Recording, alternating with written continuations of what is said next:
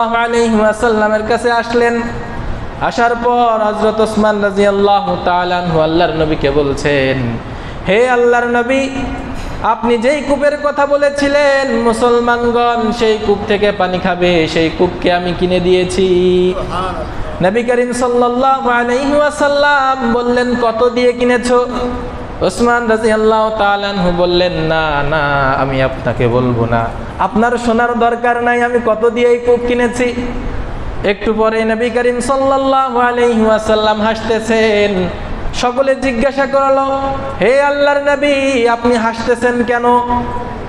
নবী করিম সাল্লাল্লাহু আলাইহি ওয়াসাল্লাম বললেন, হে আমার সাহাবারা, ওসমান এমন একটা ক্রয় বিক্রয় করেছে, আল্লাহ রাব্বুল আলামিন এই মাত্র জিবরাইলের দ্বারা আমার কাছে খবর পাঠালো, ওসমানের পূর্বের যেই গুনাহ আর সামনে যদি কোনো গুনাহ করেও থাকে সবকিছু মাফ। সুবহানাল্লাহ।